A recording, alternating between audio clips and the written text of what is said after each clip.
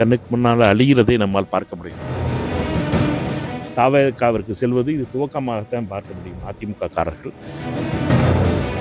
வருத்தமான விஷயம் என்னன்னா, எம்ஜிஆரால் துவங்கப்பட்ட கட்சி இப்பொழுது இல்லாமல் போகிறது. ஒரு எஸ்ஐஆருக்கு ஏன் வந்துச்சுன்னே தெரிய மாட்டேது. எல்லாரும் ப்ரூவ் பண்ண வேண்டியா இருக்கு. நான் ஓட்டுறப்பா, நானும் ஓட்டுறேன். அவருக்கு வாழ்த்துக்கள். அவரை பொறுத்த மட்டும் செங்கோட்டையன் போட்டவர்கள் 10 வருடங்கள் 10 முறையாக சட்டமன்றத்தில் இருந்தவர். மூத்த அரசியல்வாதி, தமிழகத்தில் அமைச்சர் பதவியில் இருந்தவர். அவரை அழிந்து கொண்டிருக்கின்ற அதிமுகவாக இருக்கின்ற அமித்ஷா அதிமுக 10% போகிறார் அண்ணன் பழனிசாமி. 10% ஆதரவோடு அந்த கட்சி கண்ணுக்கு முன்னால் ஒரு இரட்டை இலை சிறுத்தை வைத்திருக்கின்ற அந்த கட்சி கண்ணுக்கு முன்னால் அழிகிறதை நம்மால் பார்க்க முடிகிறது.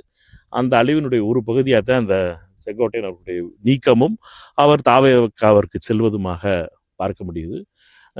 இதே போல கே.டி. ராஜேந்திர பாலாஜி, அண்ணன் செல்லூர் ராஜு, உதயகுமார் அவர்களுக்கெல்லாம் எப்போ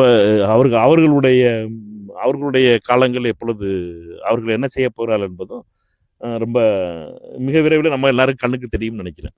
இது பலமா அமையுமா? தாவேகாவுக்கு பலம் எந்த ஒரு அமைப்பிலும் யார் சென்று சேர்ந்தாலும் அது பலத்தை ஒரு ஆளுடைய பலத்தையாவது கூட்டம். அது நம்ம அதை சரியாக சாதாரணமாக மதிப்பிடக்கூடாது.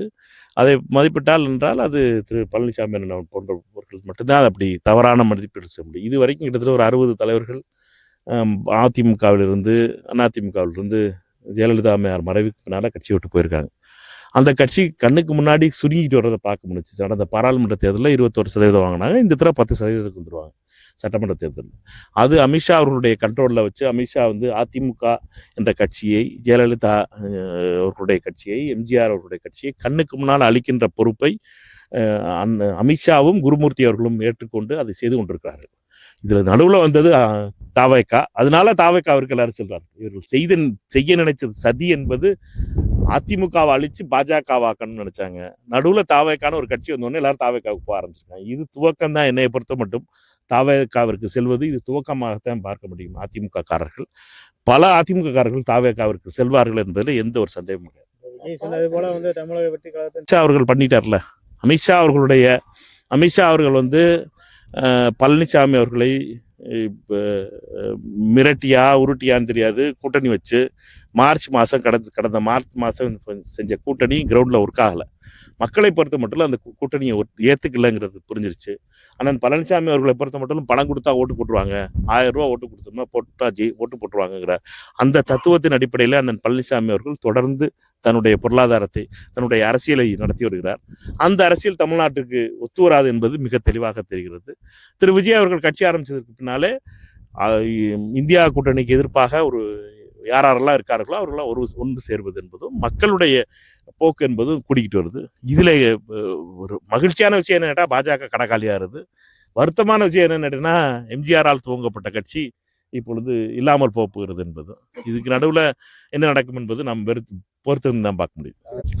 சிறுபான்மையினர் வாக்கு வங்கியாக பார்க்கிறது தவறு.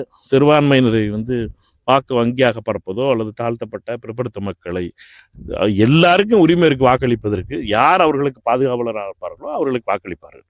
அதனால் என்னை பொறுத்த மட்டும் சிறுபான்மையினர் வாக்கு வங்கியாக பார்ப்பது என்பது தவறு.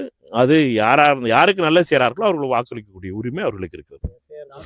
எஸ்ஐஆரை பொறுத்த மட்டும் தொடர்ந்து சாமானிய மக்களை, இப்போ கூட பஞ்சாயத்து தலைவர்கிட்ட பஞ்சாயத்து செயலரிடம் கேட்டுக்கிட்டு இருந்தேன். சாமானிய மக்களை அலக்களிக்கின்ற ஒரு செயல், தேவையில்லாமல் ஞானேஸ்வர் சிங் குமாரும் அமித்ஷாவும் செய்த சதி இது. தமிழ்நாட்டில் இருக்க மக்கள் விவசாயம் செஞ்சு கொண்டிருக்கிற நேரத்தில் வேலை வெட்டிக்காக ஓடிக்கொண்டிருக்கின்ற மக்களை அலக்களிக்கின்ற இந்த வன்ம புத்தியை கைவிட்டிருக்கணும். எஸ்ஐஆர் என்பது ஒரு சாதாரண மக்களுடைய, உங்களையும் ஓட விட்டுருப்பாங்க, அந்த சர்டிஃபிகேட் எடுத்துருவாங்க, அந்த சர்டிஃபிகேட் எடுத்துருவாங்க, எல்லாரையும் என்னையும் ஓட விட்டாங்க. அதனால எல்லாரும் ஓட விட்டு இப்படி ஒரு எஸ்ஐஆருக்கு ஏன் வந்துச்சுன்னே தெரிய மாட்டேது. எல்லாரும் ப்ரூவ் பண்ண வேண்டியா இருக்கு. நான் ஓட்டுறப்பா, நானும் ஓட்டுறேன்னு. இதனால இந்த திட்டம், இந்த எஸ்ஐஆர் என்பது மக்கள் விரோதமானது. இது சாமானியர்களை அலக்களிப்பதற்காக கொண்டு வரப்பட்டது. இது உண்மையிலேயே இதை பொறுத்த தேவையற்ற ஒன்று. இதில் அதிகாரிகளும் பலருடைய பிஎல்ஓக்களுடைய கஷ்டமும் கண்ணுக்கு முன்னாடி தெரிகிறது. பல மாநிலங்களில் பிஓக்கள் தற்கொலை செய்து கொண்டிருக்கிறார்கள். இதை பாராளுமன்றத்தில் அவசியம் எழுப்புவோம். எஸ்ஐஆர் என்பது மிக முக்கியமான பிரச்சனையாக இருக்கிறது. வரப்போகின்ற 1ஆம் தேதி தொடங்க போன்ற பாராளுமன்றத்தில் இதை எழுப்புவோம். என்னடா அவர்களை பொறுத்த மட்டும் இந்த வன்மம், இந்த வாக்காளர்கள் இருக்கின்ற இந்திய குடிமக்களாக இருக்கின்ற ஒவ்வொருவரையும் இப்படி ஓட விட்டு பார்க்க வேண்டும் என்ற இந்த வன்மம் மோடிக்கும் ஞானேஸ்வர் குமாருக்கும் இருப்பது என்பது கண்டிக்கத்தக்கது. சாதாரண ஏழை மக்களை இவ்வளவு வாட்டி வதைத்து தன்னுடைய வாக்கை காப்பாற்றுவதற்காக ஓட வேண்டிய நிலைக்கு மக்களை தள்ளியிருப்பது என்பது கண்டிக்கத்தக்கது. இதை எதிர்த்து பாராளுமன்றத்தில் இந்தியா கூட்டணி குரல் கொடுக்கும். காங்கிரஸ் கூட்டணி பேச்சுவார்த்தை தகவல் வருது, அதை பற்றி இப்போ அப்படிலாம் ஒன்றும் கிடையாது. கூட்டணிக்கு குழு அமைச்சிட்டாங்க. கூட்டணி குழுவில் ஆரம்பித்தவர்கிட்ட தான் கேட்கணும்னா, நான் அந்த கூட்டணி குழுவில் இல்லை. எங்கள் கிரீஷ் சோடங்கர் அவர்களுடைய தலைமையிலே குழு அமைக்கப்பட்டிருக்கிறது. தமிழ்நாடு காங்கிரஸ் கமிட்டி தலைவரும் தமிழ்நாடு சட்டமன்ற காங்கிரஸ் கமிட்டி தலைவரும் குழுவில் இருக்காங்க. அவர்கள்ட்ட கேட்டீங்கன்னா தான் சரியான தகவல் தெரியும்.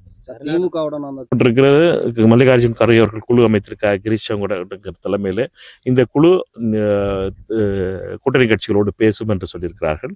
எங்களை பொறுத்த மட்டும் கடந்த முறை நின்றதை விட அதிகமான இடங்கள் வேண்டும், அதிகாரத்தில் பங்கு வேண்டும் என்பதிலே காங்கிரஸ் கட்சியினுடைய தொண்டர்களுடைய விருப்பம். அந்த விருப்பத்தை அந்த குழு நிறைவேற்றும் என்ற நம்பிக்கை முழுமையாக இருக்கிறது. காங்கிரஸ் தலைவர் கார்கே அவர்கள் டெல்லிக்கு அழைத்திருக்கிறார்கள். அவர்கள் டெல்லியில் அழைத்து சமரசம் பண்ணிடுவாங்க. அது ஒரு பெரிய பிரச்சனை ஆகாது என்ற நம்பிக்கை எனக்கு முழுமையாக இருக்கிறது. சித்தராமையா அவர்கள் என்பவர் மிக முக்கியமான தலைவர். கர்நாடகாவினுடைய திரு DK சிவகுமார் அவர்களும் காங்கிரஸ் கட்சிக்காக தொடர்ந்து உழைத்தவர். அவர்கள் இருவருக்கும் சமரசம் செய்யப்படும் என்ற நம்பிக்கை முழுமையாக இருக்கிறது.